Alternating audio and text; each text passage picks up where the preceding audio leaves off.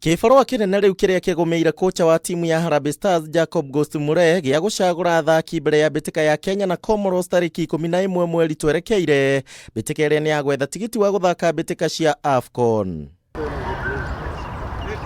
Kuona mathako ma Kenya matire mahingirwo kuuma mweri wa gatatu, riu athaki aria manyitaga itemi thiini wa mbitika cia ligi nene ya Kenya mahota kwaga mieke miiganu na ithenya-ini riu athaki aria mathakagira timu citiganite nja wa bururi gukuruhanio. When you haven't played competitive football and then your opponents are playing in European leagues, because Comoro, they have no single player playing at home, even they don't have a league at home, so it's a big disadvantage for Kenya. However, we'll try to use the players who are very active right now, most of the abroad based players, so that is a plan, but you never know what might happen. If we have all of them coming, perfect for us. Hamwe na athaki aria mari nja wa bururi na aria mari hamwe na gikundi kiria gigukorwo gikinyita itemi mbitika-ini cia AFCON ni Arnold Origi uria ni goalkeeper na uria uthakagira klabu kia Haiko uria bururi-ini wa Finland, Ian Otieno wa Zesco United kuma kuria bururi wa Zambia, na ningi hari arangiri Joash Onyango wa Simba bururi-ini wa Tanzania ni akuruhanitio, nake Joseph Okumu, David Owino na Eric Ouma wa ALK kuma kuria bururi-ini wa Sweden makinyita itemi thiini wa arangiri.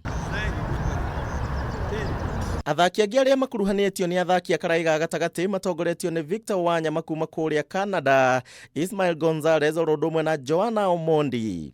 Kugia gwemia bao aria matongoretie ni Michael Lunga wa Kashiwa Resort kuma kuria bururi-ini wa Japan, Masud Juma na John Avire wa Tanta FC kuma bururi-ini wa Egypt. I want to see how the players who are playing in Kenya are doing.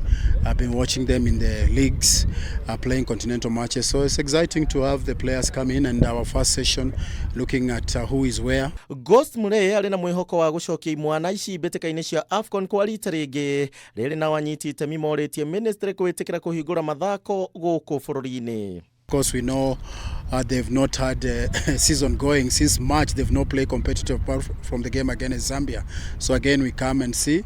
It's been nice to beat Zambia. Now we come back and see where we are, who is going to maybe make the cut for the Comoro game, because that is what we are training for right now. Handu-ini ha Kameme TV, Jetagwo Kuria wa Gishimo.